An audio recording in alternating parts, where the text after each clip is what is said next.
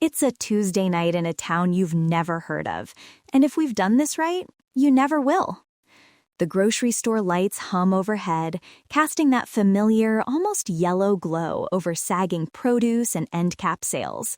A woman in a faded work polo counts out cash for a teenager buying instant noodles. 2 aisles over, a man stares a little too long at the missing persons board near the exit. There's only one flyer on the corkboard now. The corners are rounded from being replaced and replaced again.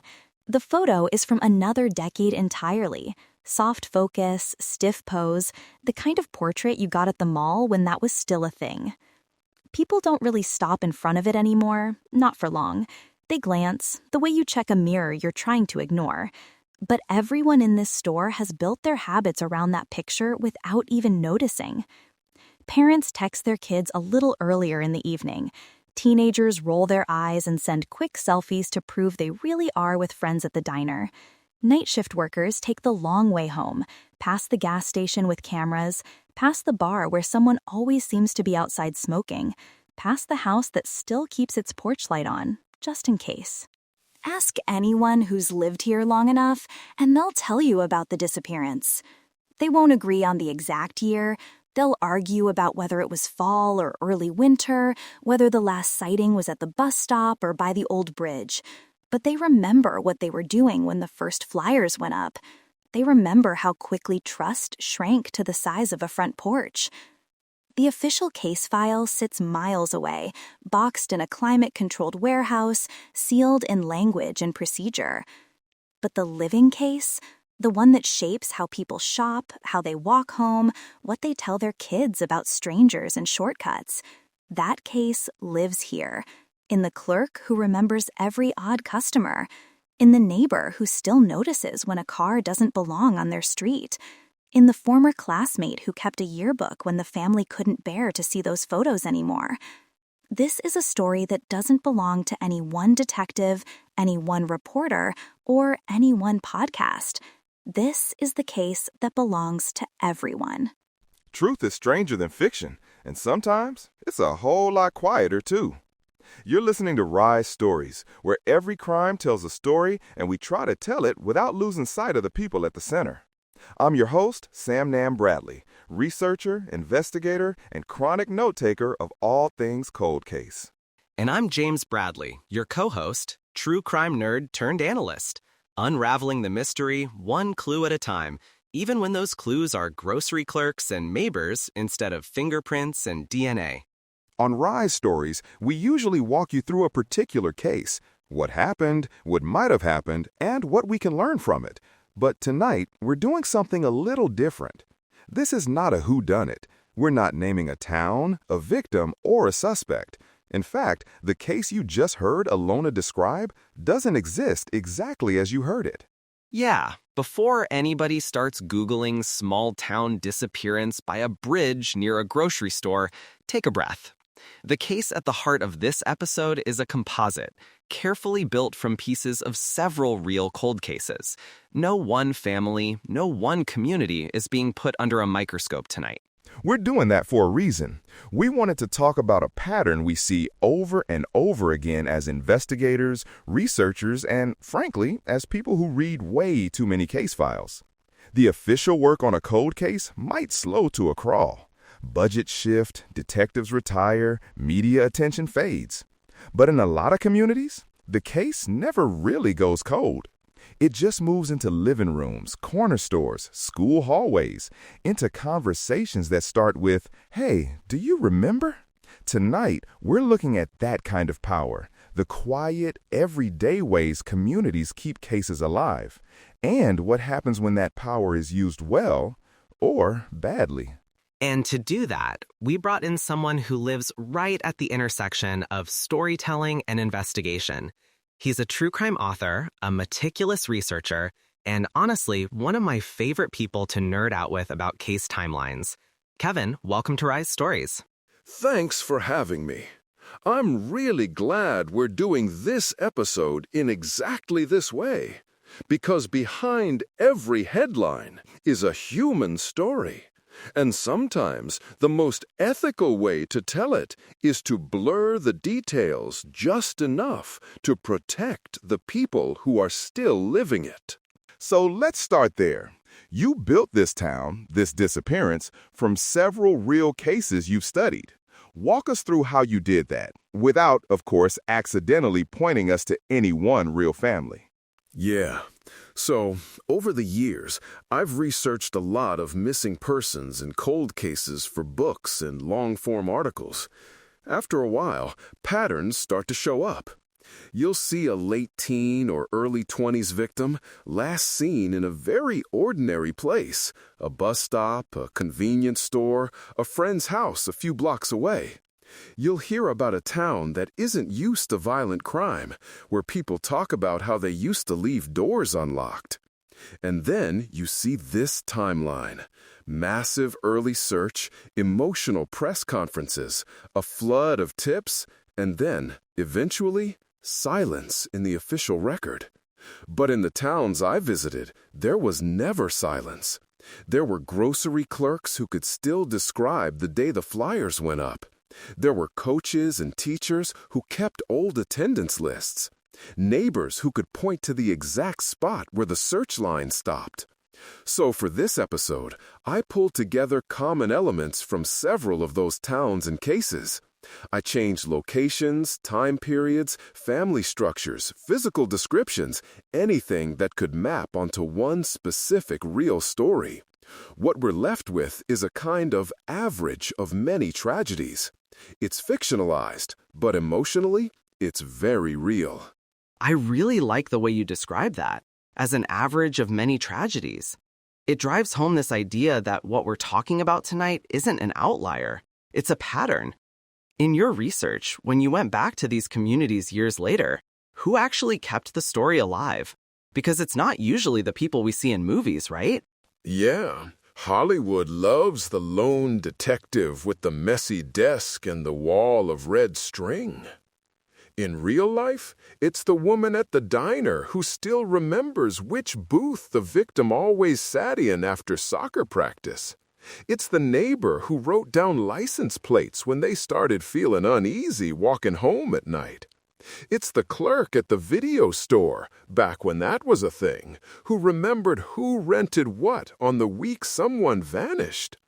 I met a gas station attendant once who, 10 years after a disappearance, could still tell you the make and color of the car the missing person was last seen getting into.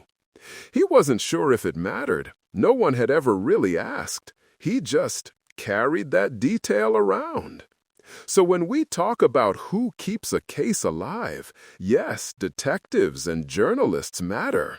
But the long-term memory of a case is mostly held by people who never set foot inside a police station. That really landed for me when I started doing cold case analysis.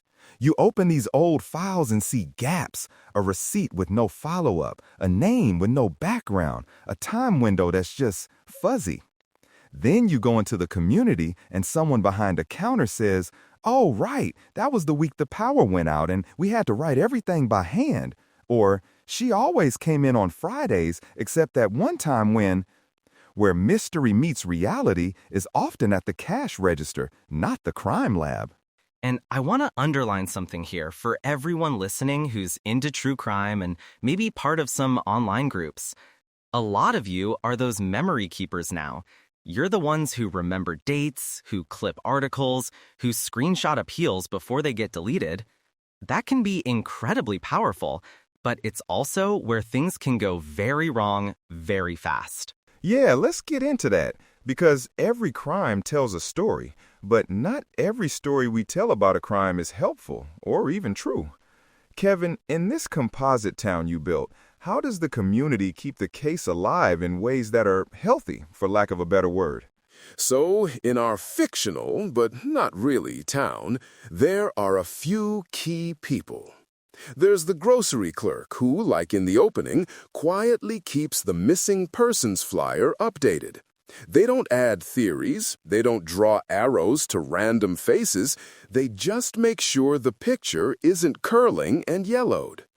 There's a former teacher who organizes a yearly scholarship in the victim's name. The selection has nothing to do with solving the case. It's about honoring a life cut short by helping another kid go to college. There's also a small local paper reporter who keeps a folder on their desk.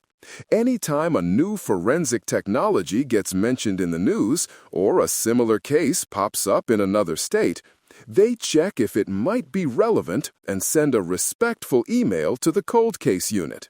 Not a demand, not a conspiracy theory, just, hey, saw this, in case it helps. Those are the kinds of actions that keep pressure on the idea that this person mattered, without turning their story into a public guessing game. On the flip side, we've all seen what happens when involvement crosses the line into vigilante mode.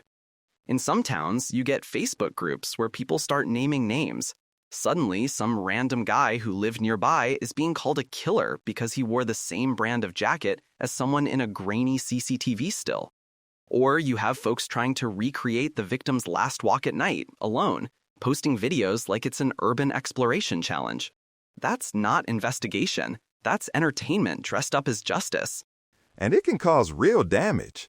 I've seen families blindsided when distant relatives' names start trending in amateur sleuth threads because they once lived on the same street. The past holds the key to the present, but if you swing that key around wildly, you're going to hurt people who have never even been questioned, let alone charged. Yeah, in one real case I researched, details changed here, obviously. An online group decided a particular neighbor just gave them a bad feeling. They pulled old photos, dug into his divorce records, posted satellite images of his backyard. He'd never been named a suspect publicly. Law enforcement had quietly cleared him years earlier, based on evidence the group didn't have access to. But that didn't matter once his name got attached to the word monster in a couple of viral posts. He ended up moving. His kids had to change schools. The original family at the center of the case, they were horrified. They didn't want someone else's life blown apart on a hunch. So when we talk about community involvement, there's this really important line between grounded tips and harmful vigilante behavior. Grounded tips are things like, I was there that night, I saw X, or I have this document that might not be in the file. They're specific, they're firsthand, and they go to the right people, usually law enforcement or sometimes vetted advocacy organizations. Vigilantism is, I just have a gut feeling about this guy, or let's all call this business owner until they confess. One is about feeding information into an investigation. The other is about trying to run your own. And to be super clear here, this episode is not a how-to guide on becoming an amateur investigator. Justice is a journey, not a destination. And for most of us, our role on that journey is limited, and that's okay. What we want to offer tonight is more like an ethical playbook for being a responsible member of the audience, a respectful neighbor, or a thoughtful community archivist. Before we get to that playbook, let's talk about the elephant in the room, online sleuth communities. Because a lot of you listening are part of them. Reddit threads, Discord servers, long-running Facebook groups where people build timelines and cross-reference public records. I'm not here to say they're all bad. Some of them have done incredible work, but there are built-in strengths and built-in pitfalls that we need to name out loud. Yeah, James, this is your playground. In the shadows of crime, truth awaits, usually buried under 1,000 half-baked theories and one really solid timeline someone put in a Google Doc. That is exactly it. So, strengths first. Crowdsourced timelines can be amazing. You have 50 people combing through old news articles, public court records, archived social media, piecing together what happened when. Someone in a different time zone might notice an inconsistency in a reported time, or remember a local event that helps anchor the date. Open source research, using maps, property records, old business directories, can surface patterns like, hey, all these sightings were within walking distance of X bus route, or this alley didn't even exist back then. And sometimes online communities are the ones that keep pressure on a case, nudging journalists to revisit it, boosting official appeals for information, or translating missing persons posters into multiple languages. Now, pitfalls. First, doxing and misidentification. When a group decides someone is sketchy and posts their full name, workplace, family photos, that's not justice. That's targeted harassment. Second, confirmation bias. Once a popular theory takes off, everything starts getting bent to fit it. New information that doesn't fit gets ignored or attacked. Third, forgetting that you don't have the whole picture. Law enforcement may be holding back details to protect the integrity of the case, so what looks like incompetence from the outside might be a very deliberate decision on the inside. If your theory requires everyone involved to be both evil and incompetent, it's probably not a good theory. There's also the emotional side. When a case becomes a kind of group project, people can start to feel ownership over it. I put in the hours. I dug up the records. I deserve answers. But the truth is, the people who deserve answers are the victims and their families, not us, not the thread moderators, not the person who made the best infographic. Exactly. In the pursuit of truth, we find justice, but only if we remember who that justice is for. So let's talk about that playbook we teased. If you're listening right now thinking, okay, I care about these cases. I don't want to just binge podcasts. I want to do something, but I also don't want to hurt anyone. What does responsible involvement actually look like? We came up with a simple framework that we use ourselves when we're dealing with tips or community stories. 4 steps: verify, respect, document, and defer. Not catchy, I know. We're still workshopping the acronym. Yeah, this is why I write books and not slogans. All right, let's break it down. First, verify. Before you share anything, an article, a rumor, a supposed insider post, ask, where does this actually come from? Is it a reputable news outlet, an official law enforcement page, a direct statement from the family or their chosen spokesperson? Or is it a screenshot of a screenshot with no source and 3 different fonts? Second, respect. Respect the victim and their family's privacy, beliefs, and boundaries. If the family has said, please don't speculate about our loved one's mental health, don't do it. Don't dig into private social media profiles. Don't share intimate photos pulled from someone's personal account. Don't turn their worst day into your favorite theory. Third, document. If you genuinely have information that could matter, maybe you remember a car parked somewhere it shouldn't have been, or you found an old yearbook with handwriting that seems relevant. Write it down clearly and calmly. What did you see? When? Where were you? How sure are you?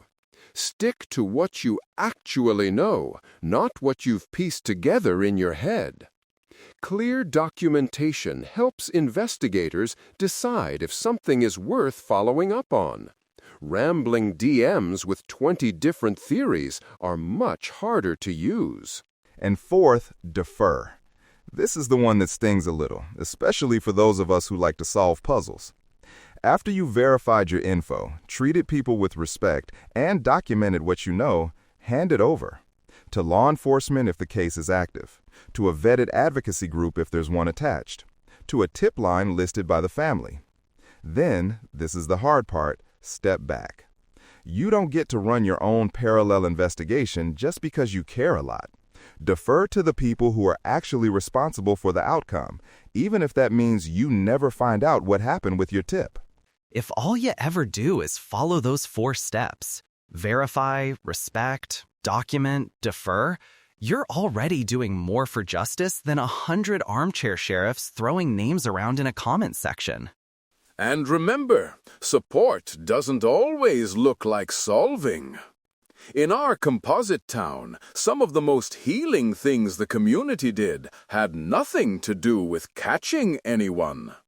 There were remembrance events that weren't crime panels, just spaces to say, this person was here, they mattered. A local library set up a quiet corner with a plaque and a small collection of books the victim had loved. It became a place where people could sit, think, cry if they needed to, without cameras or microphones. That kind of remembrance keeps a story alive in a way that doesn't require a suspect list. Yeah, we see scholarship funds, charity runs, memorial gardens, ways of saying this life continues to ripple outward in something other than fear. Uncover, understand, unravel doesn't always mean identify and arrest. Sometimes it means uncovering how a community has changed, understanding what safety really looks like now, unraveling the silence around grief. And just to put a fine point on it, you can do all of that without ever publicly speculating about who did it. You can light a candle, fund a scholarship, show up to a remembrance event, or even just correct misinformation when you see it being shared. Hey, that rumor about the brother, the family has said that's not true. That's community impact without collateral damage. So, as we start to wrap up, I want each of us to share one concrete way true crime fans can shift from passive consumption to responsible participation while keeping victims and families at the center. Kevin, you're the guest. You get the hard one first. All right, fair. My one thing would be, before you hit share on anything about a case, ask yourself, if this were about my sibling or my kid or my best friend, would I want this circulating? If the answer is no, if it feels invasive, mocking, or dehumanizing, don't share it. You've just shifted from passive to responsible by stopping harm instead of amplifying it. Mine would be, pick one case that genuinely matters to you and learn the verified facts from primary sources. Read the original news articles, court records if they exist, official statements. Build a timeline that's grounded in what's actually known. Then, instead of speculating, use that knowledge to correct misinformation gently when you see it. Be the person in the thread who says, hey, that detail's not accurate. Here's the source. It sounds small, but truth has a way of rippling outward. I love both of those. Mine is this: listen to families. If a family says, we don't want our loved one's name attached to that documentary, respect it. If they say, please share this official flyer, amplify it. Stay curious, stay informed, but let the people most affected set the tone. They're not plot devices. They're the authors of this story, even when they didn't choose to be in it. And in our composite town, there's a family we'll never name. There's a victim whose face we won't describe. But they stand in for so many others whose names you do know, and many you never will. If those families could hear you listening right now, I think what they'd want most isn't a perfect theory. It's to know that when you talk about their loved one, you're holding that story with care. All right, if this conversation resonated with you, if it challenged how you think about cold cases and community, this is the part where we ask you to do the one kind of amplification we actually want. Yeah, if you haven't already, hit that subscribe or follow button wherever you're listening. It's a tiny action that helps us keep making episodes that center victims, not just villains. And if you found this episode helpful, leave a rating or review and tell us what stood out to you about community involvement. That feedback helps other listeners find us and hopefully hear this ethical framework before they dive into their next case discussion. We'd also love to hear how your own community remembers unsolved cases, without naming suspects or sharing anything that isn't already public, of course. Share your stories on social media and tag us, and use the hashtag #RiseStories so we can find them. Tell us about the scholarships, the murals, the vigils, the quiet rituals that keep someone's memory alive. Next time on Rise Stories, we're back with a case-focused episode. One family, one disappearance, and the forensic breakthrough that forced an entire town to revisit what they thought they knew. Until then, remember, behind every headline lies a chilling tale, but behind every file is a human being. Thank you for listening, for caring, and for choosing to engage with these stories in a way that does more good than harm. Cold cases, clear voices, clues, context, consequences. All of it only matters if we stay human about it. We'll be back soon. Until then, together, we rise.